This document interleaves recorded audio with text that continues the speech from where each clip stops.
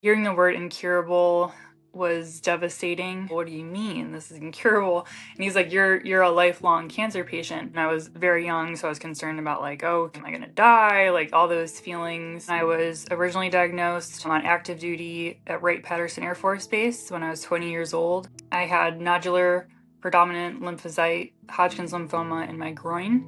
Recent studies have showed it's actually now called nodular predominant lymphocyte non-Hodgkin's B-cell lymphoma. I just had very large palpable lymph nodes in the groin area, and so my doctor had immediately directed me to get an ultrasound, and they could tell right away that it was something not normal. And then I had a surgery to confirm that. But after I received the diagnosis, I kind of went numb a little bit. I think when everyone's diagnosed and they hear those words, you kind of go into like a fight or flight, and that's kind of the only thing that you're concentrating on. I did have a few panic attacks too, still going to work, and I'm like, what's gonna happen? Didn't know the future. So it was a pretty stressful time. I called my family right away, of course. And so everyone was kind of in a bit of shock. So yes, shock is probably another good word I could use to describe it. I had 4 weeks of radiation, and then I had another PET scan, and it had moved up farther into my abdomen, and so I had to have another biopsy surgery, and then I had 4 more weeks of radiation, and then my scan was clear. And so at that time, I was just being treated by a radiation oncologist, and he was like, well, radiation got it, you're good, you'll be in remission. And I didn't learn later it was incurable until I moved to Mississippi, and I went to see an oncologist at the University of Alabama, Birmingham, and he was specialized in lymphomas, and he had explained it to me, and I was like, well, what do you mean? This is incurable. And he's like, you're a lifelong cancer patient. And I don't think I've still truly processed that. It didn't really I was like, that can't be true. I was in the Air Force, I was like healthy, I was working out, I had deployed, and so part of me just felt like if I just kept going, then it wouldn't affect me. So in my mind, I was kind of like, oh, it's fine, everything, like it's never gonna come back. And so I think it really actually hit me when it came back. Was when I started to really process everything. I joke about it and I'm like, lymphoma, why are you so obsessed with me? Because it keeps coming back. I do have 2 young children, so the fact that it keeps coming back, when it came back when I was 30, that's when it really hit me that I was like, oh, well, this, actually is true. It came back in my chest that last time, and you could feel the lymph node.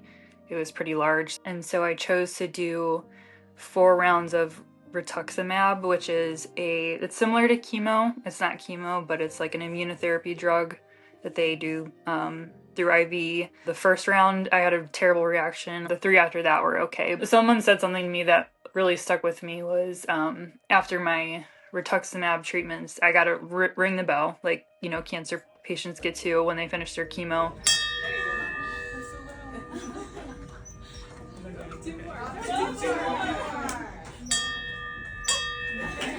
Someone was like, I'm really happy for you, but it's hard for you because you never really are going to get to ring that bell. And that kind of stuck with me because I was like, you're right, like I rang it, and most people are like, okay, I'm done. And for me, it's nope, there might never be a bell for me to ring. So unfortunately, my last scan popped up. Now it's in my pelvis area, so a 3rd different spot in my body. And so the oncologist this time gave me a few different options. So watch and wait until it starts like giving me symptoms or I start having issues, or meet with the surgeon, which I did. And so the plan moving forward is to have a surgery, and he's going to try to remove it all. It's only a couple lymph nodes that are affected right now, but they're pretty large. They're setting me up with a palliative care team, which a lot of people confuse with end of life. Kind of is, but it's not like you're dying right now, but it's just a care team to make sure you're comfortable, and pain management, all that kind of stuff. So definitely being taken care of.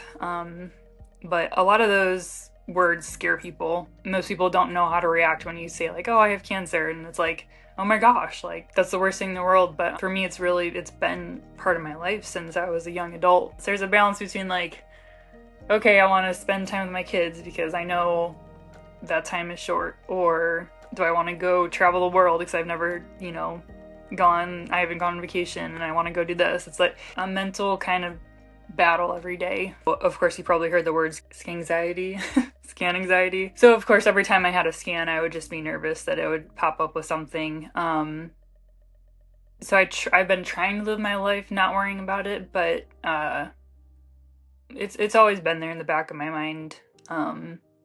So good days and bad days, you know. Some days I'm eating with my kids and I'm like, this could be my last dinner, or, you know, I might not be able to see them graduate and be at their weddings, but I know it's all just part of life and no one lives forever. And my son is old enough now, he's turning 9 in August, that I've started to try to talk to him about it so he can understand. And he doesn't still quite understand, of course. He's still young, and my daughter doesn't. I haven't talked to her about it, but I do let him know, like, sometimes I'm like, hey, mommy's just really tired. I need to take a nap.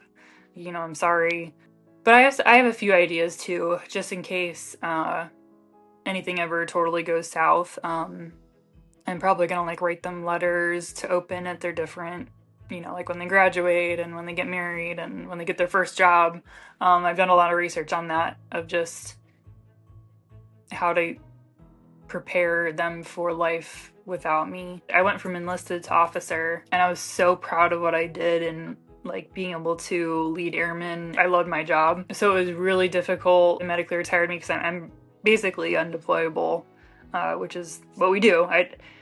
I'm lucky to have, I was able to go on one deployment, but that was also really difficult just because that was my purpose. And in my head, I was like, yeah, if I could keep going, if I could just keep up with everyone at PT training. And in my mind, it was almost like justifying, like, okay, if I can keep doing this, then the cancer is going to stay away. But that's not how it works. So it was very difficult for me to be medically retired because I wanted to keep going.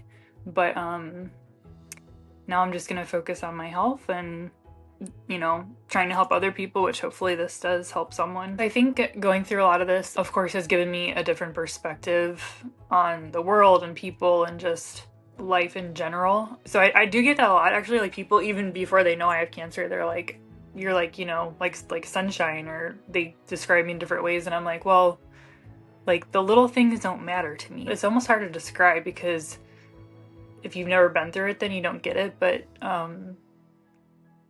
it's like, okay, my kid broke a bowl. Like, it's not the end of the, like, it just doesn't matter. So it's like the moments, it's like I want to connect with people. I want to experience things. I want to, like, I just took a boxing class this morning. I've never boxed before, but I'm like, I'm going to go try a boxing class. It's like, I want to do everything that I can because I know it's more special to me. It's like I'm not going to waste my time, you know, bar hopping and like doing stuff like that when I know my time is precious. So to me, I'm like, if I'm giving you my time, like it's important to me because I don't know how long I have, which no one knows, you know. You could get hit by a bus tomorrow, but the perspective it's given me it's tragic but also beautiful, I would say. Don't get me wrong, I do have very bad days where I'm like, I just want to lay in bed all day. And sometimes my body just needs that to rest too. But I think it's important to be around people. So sometimes I just live meal to meal, sometimes it's day to day, sometimes don't have good days. But yeah, it comes down to like just keep going. It's kind of like a Dory from Finding Nemo, like just keep swimming. So, like I said, I'm a swimmer, so just keep swimming. Like, just if you don't have a choice, like, my why is to keep going for everyone who's ever supported me, taken care of me in the hospital, held my hair when I'm throwing up. You know, just I think about that and I'm like, if everyone invested all this in me, like, I need to keep going for those who love me. So that's really, and of course my kids.